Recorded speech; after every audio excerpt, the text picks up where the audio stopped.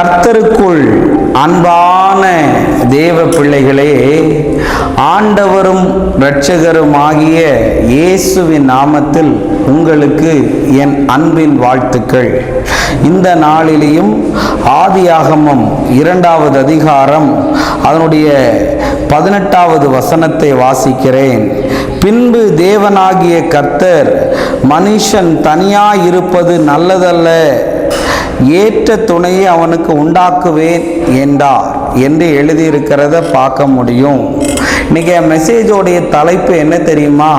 நல்ல சம்பந்தம்னு பேச விரும்புகிறேன். இன்னைக்கு ஆண்டவர் உனக்கு நல்ல துணையை தருவார். ஆமீன் சொல்லிருங்களேன். ஒருவேளை திருமணத்துக்காக நீ காத்து கொண்டு இருக்கலாம், இல்லாட்டி உனக்கு இப்போ அலைன்ஸ் பார்க்க ஆரம்பிச்சிட்டாங்க. நிறைய பேர் நிறைய வீடுகளுக்கு உள்ள நான் போகும்போது என்கிட்ட சொல்லுவாங்க, ஏதாவது நல்ல மாப்பிள்ளை இருந்தால் எனக்கு சொல்லுங்க, நல்ல பொண்ணு இருந்தால் எனக்கு சொல்லுங்க அப்படின்னு சொல்லுவாங்க. நான் அவர்களுக்கெல்லாம் சொல்லுகிற ஒரு பதில், நல்ல மாப்பிள்ளையையும் நல்ல பொண்ணையும் தேவன்தான் காட்ட முடியும்னு அவங்கக்கிட்ட விளையாட்டாய் சொல்லிட்டு வருகிறது மாத்திரமல்ல, அதுதான் உண்மையும் கூட. இன்னைக்கு எத்தனையோ சம்பந்தம் தெரியுமா? கார் இருக்குன்னு கல்யாணம் பண்ணி கொடுத்தவன், வீடு இருக்குன்னு கல்யாணம் பண்ணி கொடுத்தவன், லட்சக்கணக்கில் சம்பாதிக்கிறான்னு கல்யாணம் பண்ணி கொடுத்தவனுடைய வாழ்க்கையெல்லாம் அப்பளம் நொறுங்குற மாதிரி நொறுங்கி கோர்ட்டு கேஸ்லையும் தூக்கு மரத்திலையும் விஷ பாட்டல்லையும் கிணத்துலையும் குளத்துலையும் ஆற்றுலையும் கையை அறுத்துக்கிட்டு முடிந்து போனதை பார்க்க முடியும். தேவ பிள்ளைகளே, இன்னைக்கு நான் உங்களை பார்த்து சொல்லுகிறேன், நல்ல சம்பந்தம் உங்களுக்கு வருவதாக. ஈசாக்குக்கு ரெபேக்காள் நல்ல சம்பந்தமாய் மாறினாள். அதே போல உங்களுக்கும் ஆண்டவர் நல்ல ஈசாக்குகளை தருவாராக, நல்ல ரெபேக்காளை கர்த்தர் தருவாராக என்று நான் இயேசுவின் நாமத்தில் கட்டளை கொடுக்கிறேன். இன்னைக்கு நிறைய பொண்ணுங்களுக்கு, மம்மி இன்னும் கொஞ்சம் நாளாகட்டும், இன்னும் கொஞ்சம் வயசாகட்டும்னு திருமணத்தை தள்ளி போடுறீங்க. நீ படிக்கணும்னு ஒரு ரீசனுக்காக அதை தள்ளி போடலை, இப்போ உனக்கு கல்யாணம் வேண்டான்னு சொல்கிற. நீ கல்யாணம் வேண்டான்னு சொன்னாலே உன் பேரில் சந்தேகம் வந்துடும். ஒன்றில் நீ யாரையா லவ் பண்ணுறியான்னு அடுத்து கேட்பாங்க.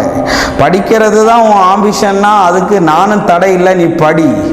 ஆனால் நான் உன்கிட்ட சொல்ல வரேன், 30 வயசில் உனக்கு கல்யாணம் ஆச்சுன்னா இன்னைக்கு பியூட்டியாக இருக்கிற உன் பிள்ளை 50 வயசு ஆகும்போது, உனக்கு 50 வயசு ஆகும்போது அவனுக்கு 20 வயசு ஆயிரும், நீ பாட்டி ஆயிடுவேன். அதனால் உங்கள்கிட்ட சொல்ல வர, ஒரு 24, 26 வயசுக்குள்ளாடி கல்யாணத்தை பண்ணு. இல்லைன்னா இன்னைக்கு வரையும் ஆண்டவருடைய சித்தத்துக்காக காத்து இருக்கிறையா? ஏஜ் பார தாண்டியும் நின்றுகிட்டு இருக்கிறையா? உனக்கு ஒரு ஏற்ற ரெபேக்காளை ஆண்டவர் கொண்டு வருவார், ஏற்ற ஈசாக்கை கர்த்தர் கொண்டு வருவார்.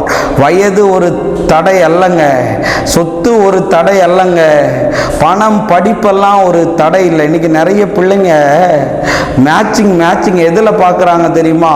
அவன் இதை படிச்சிருக்கானா, நான் அதுக்கு சம்பந்தமான இதை படிச்சிருக்கணும். அவனுக்கு இந்த மாதிரி ஸ்டாட்டஸ் இருந்தால் எனக்கு இந்த மாதிரி ஸ்டாட்டஸ் இருக்கும். எவ்வளவு மோசமான டிசிஷன் எடுக்கிறீங்க தேவ பிள்ளைகளே. தேவனால் இணைக்கப்பட்ட வாழ்க்கை ஒருபோதும் பிரிக்கப்படுகிறதில்லை. தேவனால் கொண்டு வரப்பட்ட துணை ஒருபோது வினையா நமக்கு இருக்காது. அதனால திருமணமாகாதவர்களுக்கு மங்கள சத்தம் உங்கள் வீடுகளிலே கேட்பதாக. திருமணம் ஆக போகிற நிலைமையில இருக்கிற உங்களுக்கு நல்ல காரியம் கைகூடி வருவதாக. ஆண்டவர் எல்லா தடைகளையும் மாற்றி உங்கள் இருதயத்துக்கு ஏற்ற தாவீதை உங்களுக்கு தரட்டும். நம்ம ஜெபம் பண்ணலாம். அன்பான ஆண்டவரே, இந்த நேரத்துக்காக நன்றி சொல்லுகிறேன். நீர் எங்களோடு பேசின நல்ல வார்த்தைகளுக்காய் நன்றி. நல்ல சம்பந்தத்தை தேட கர்த்தர் அனுகிரகம் பண்ணும், அதை காண்பியும். இயேசுவின் நாமத்தில் வேண்டுகிறேன் நல்ல பிதாவே. ஆமேன், ஆமேன், ஆமேன். God bless you. கர்த்தர் உங்களை ஆசீர்வதிப்பார்.